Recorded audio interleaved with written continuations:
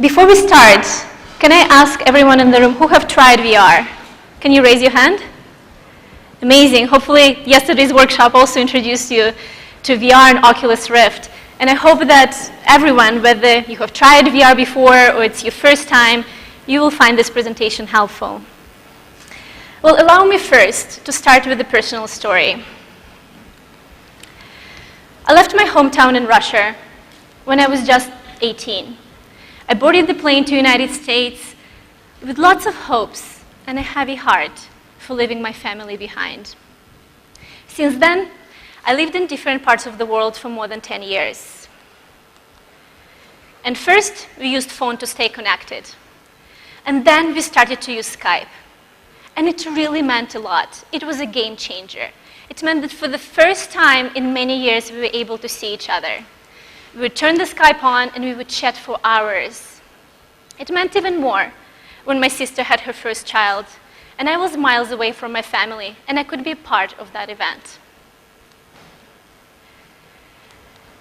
We believe VR is the next big step for connecting and bringing people closer together. It has the power to connect people across time and distances in the new powerful way that makes you feel like you're right next to that person. And how Skype changed the world of telecommuting a decade ago. The VR will change it once again. For decades, our smartphones and laptops have been organized around applications. There is an app for literally everything in our lives. However, in the midst of all of that, we lost sight of something very important. And that's people. Everything in our life starts with people. So with virtual reality, we believe that we have an opportunity to build first people-centered platform, where people are at the core, and then build services and utilities on top. And that's how we build Facebook Spaces. In Facebook Spaces, we can be with your friends and feel like you're in the same room, even though you're miles away from each other. Everyone is represented by an avatar and sitting around a virtual table. And that's the real core of the experience. It's people. Nothing is more important in spaces than people you're with. Once you're together, you can decide what you want to do. You can play games, you can go live, you can draw in 3D, and here is a quick video we put together when we launched the product.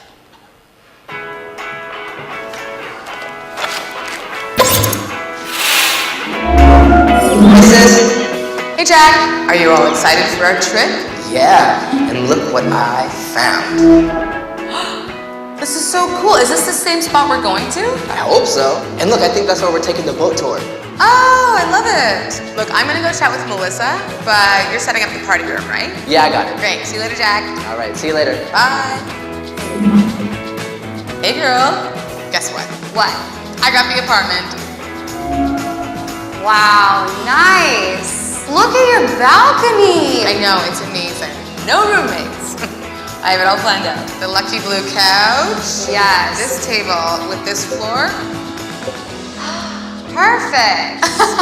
Jack keeps calling me. Can we talk later? Sure. Bye.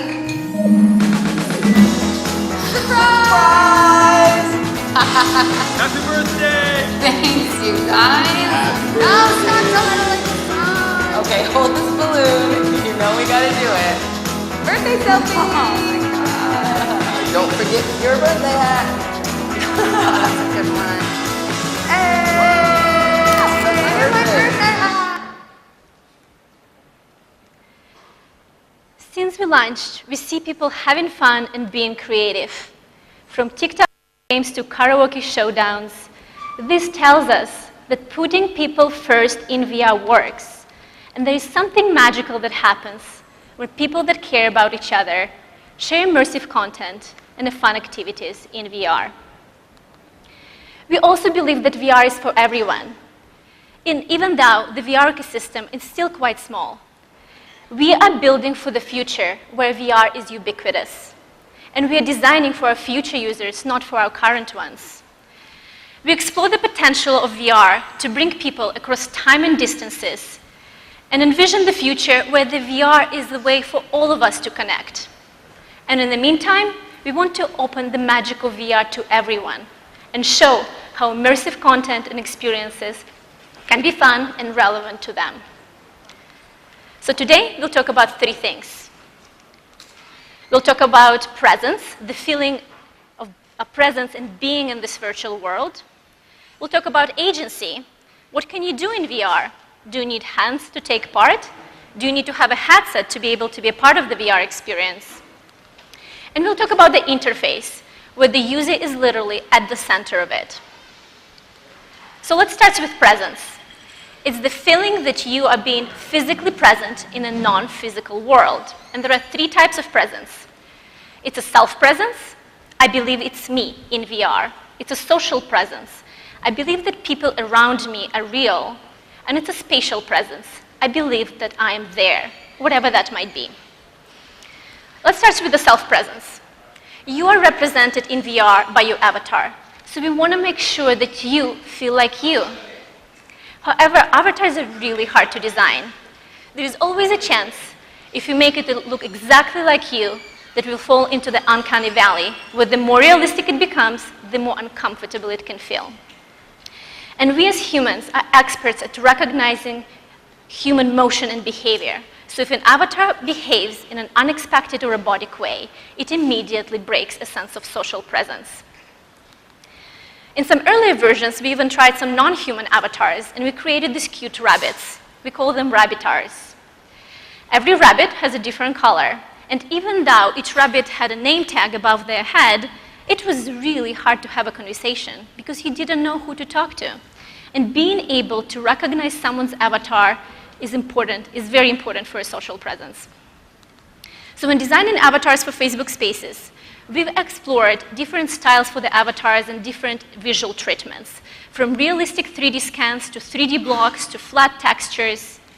And we landed on this inviting and charming style of an avatar.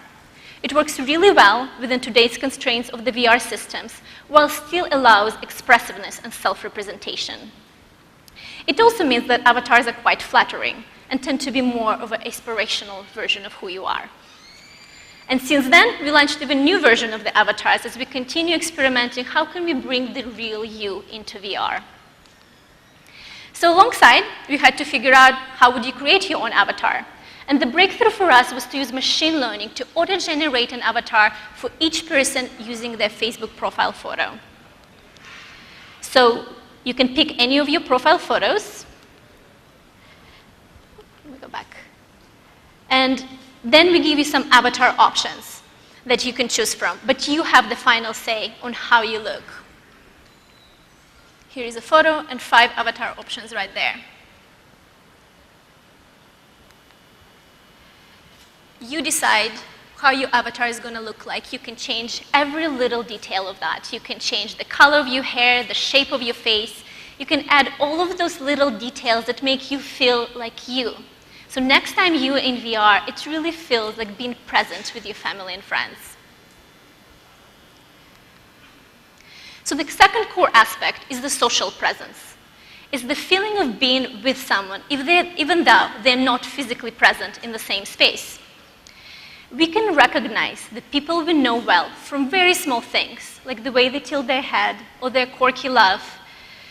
And we are experts at recognizing the gestures, the body language, the behavior. So if your friend's avatar suddenly behaves in an unexpected or surprising way, that immediately breaks a social presence. We quickly learned how important are hands in VR.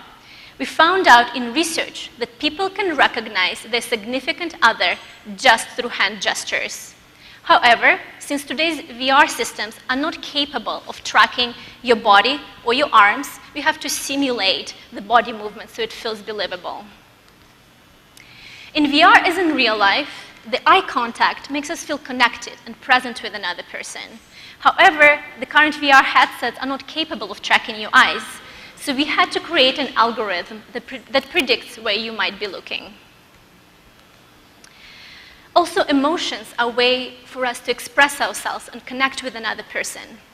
In the earlier times, when people would take a selfie in VR, when they get a picture, they would look surprised because their avatars wouldn't be smiling as they are smiling in real life.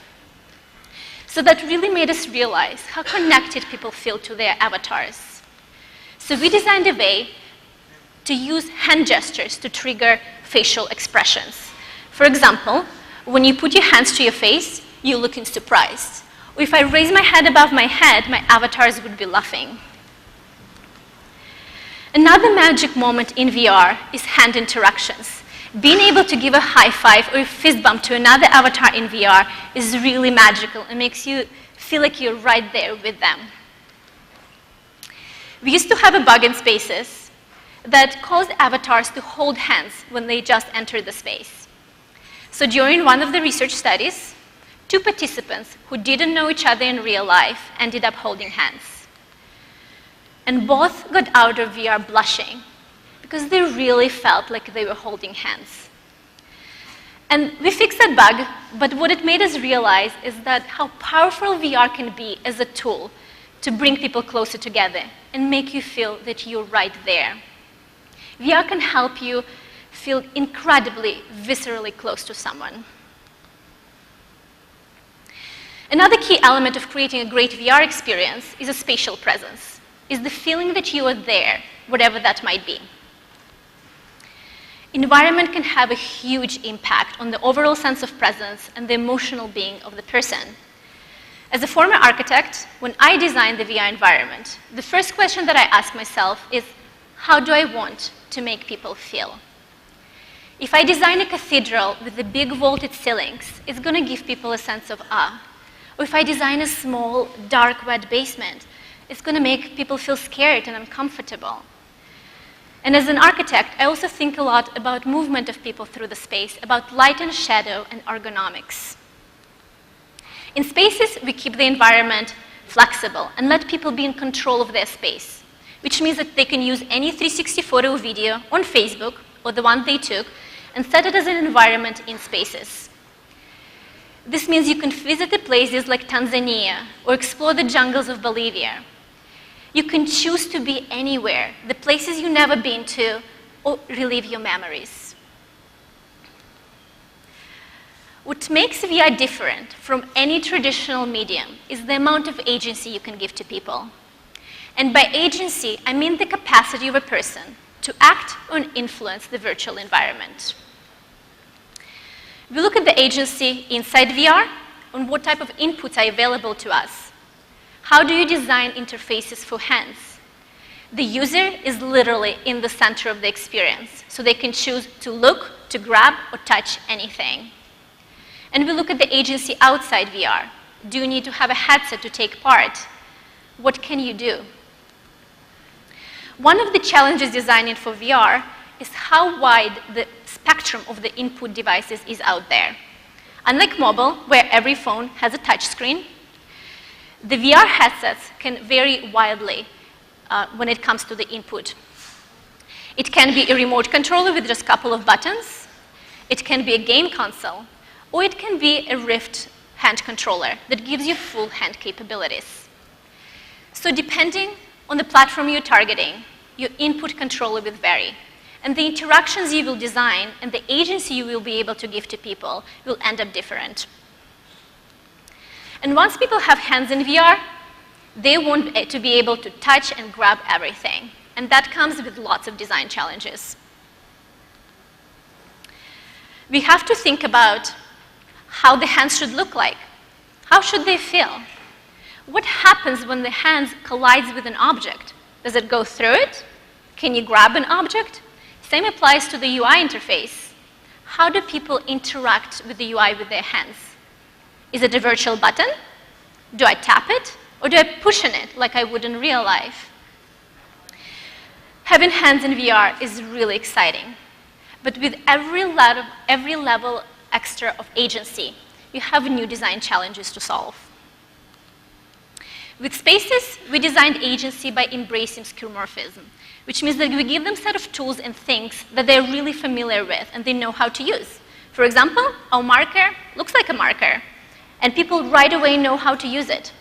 And when they encounter a little bit of magic, like this hand-drawn flower they can put on my head, it just feels like having a superpower. Another tool that you can have is the cutout tool. Again, behaves and works like in real life. I can take a photo and cut a part of that out. And that becomes an object in itself that I can use for anything.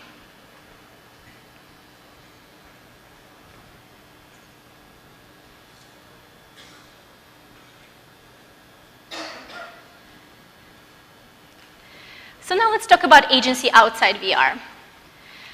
None of my family members have a VR headset. So when I'm in VR, I can feel quite lonely. And I wish they were there with me. So when designing Facebook Spaces, we realized that we need to connect you with your loved ones, regardless of the device they own. And everyone has a smartphone. So we designed a way for you to call from Facebook Spaces your loved ones using Messenger video call. And it feels so much more than a video, because you can play games together and experience things together. Another way for me to connect with my friends who don't have a VR headset is by going live from Facebook Spaces. They can join me on their smartphones and laptops on Facebook newsfeed and interact with me through reactions and comments. And here is a short video to introduce you to live from Facebook Spaces.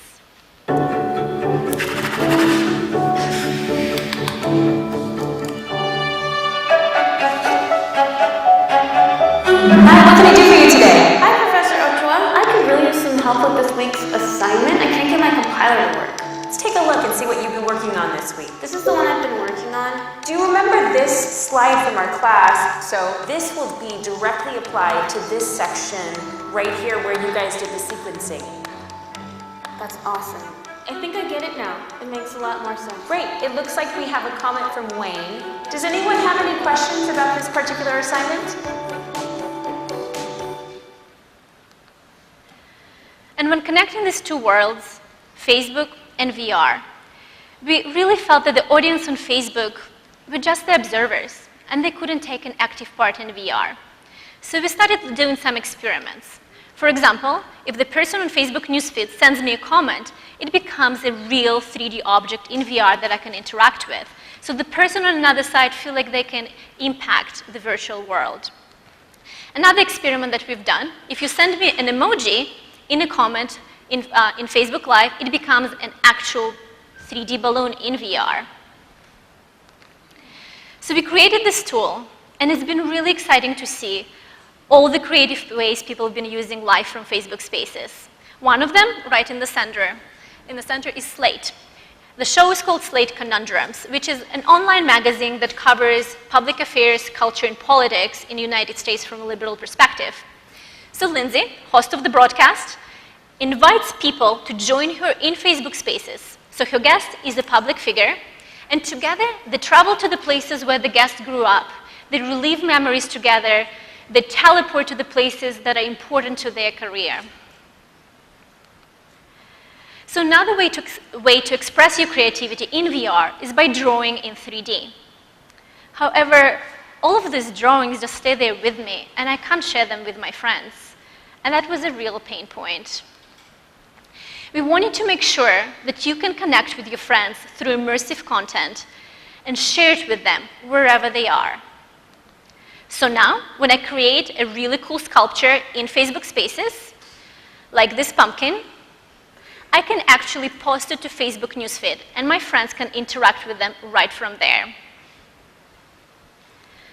And then I can bring it into the real world using a Facebook AR camera. And soon, we'll also be able to create fully interactive 3D scenes, like this one. You can see how the objects are animated there. And you can even open the door with your finger. We want to make sure that with everything we do, we create the world where everyone can express their creativities and share the immersive content. So finally, let's talk about designing interfaces, where user is literally at the center of it. When designing a user interface for VR, you have to think about its place in the environment. Again, it all starts with the user. Is it a heads-up display that's locked at a certain distance from the user? Or is it attached to an environment like this wall? Or is it freely floating in the space and keep reorient itself depending where the user is looking? And of course, the scale of the UI and the distance from the user is going to affect the readability. Then there are spatial characteristics of the UI. You need to keep in mind field of view, ergonomics, and head movement. You have to decide if you want to have a curved UI or a flat UI, and how that is going to affect the usability. You need to think about how you're going to use depth, because continuously focusing at objects at different depths can create an eye fatigue in VR. In addition, objects that are really big and close by can feel really overwhelming. And the ones that are small and far away can be hard to recognize and read if it's text. And one of the unique features of VR is that your user physically moves to interact with your UI. So you need to really think about how does these physical movements will feel. So let's say you design an interface that wraps around the user. That might look really cool. But do you really want the user to circle around every time they want to access it? And also, if you design a way to reach out to an object far away and grab it, it might feel novel at the first time, but how's it going to feel the 100th time they have to do it? And then, of course, there is a consideration for the VR environment itself. Does the user need to wave their hands in VR? Do they have enough space for that? What if you designed an application for a seated person and they stand up, and vice versa? You can't control what they're going to do. And when it comes to designing social VR experiences, you also need to take into account the social element of interface design. So during early days, we actually let people freely roam around the space. And we quickly realized one of the biggest problems was that people were not interacting with each other. They will just get lost and never connect. So we solved that problem by designing our experience around a virtual table. It serves as an anchor and ensures that people face each other and have a conversation. So in a way, the table is our most important interface, and that's what gets people to connect. Giving people agency also means showing them limits of what they can do. At all times, we need to ensure that people feel in control and comfortable in the VR environment. During early times, we used to fool around and just put in objects in each other's face, and we thought that was funny. Well, it was actually quite painful when you were the person getting an object inside your head. So we designed this safety shield that actually protects people and creates a personal boundary. And that's just an example of the type of limits you need to design when empowering agency in VR. So in summary, we just talked about what does it take to design an experience that makes people feel present in the virtual space with their virtual friends. We talked about how to give people agency in VR, outside VR and inside VR, and how can we design experiences for everyone to take part. We also talked about how to design interfaces for VR where the user is literally at the center of it. But at its core, it's all about people. From phone calls to Skype to VR, we all look to connect to the people we care about the most. With VR and Facebook Spaces, the thousands of miles that separate you from the people you care about the most become obsolete. And the new generation can travel the world while still staying connected with the people they care about. So I look forward to the time where I can meet my mom and my sister in VR. And we can meet on the weekends and we can watch a movie together. Or I can show them the recent pictures from my trip to India. We'll celebrate our birthdays together and we'll build new memories together that will bring us even closer together. And here is a quick video of people having fun in VR. Testing 1, 2, 3, 4, 5. We are live in Spaces. I'm really moving and I'm really talking and this is me. And I have a pizza in my hand. I got full Bangalore going on. What you're hearing right now is a virtual accent. This is a horrible star. The world's worst star. See these glasses? Whoosh. I got a selfie stick. Oh my God.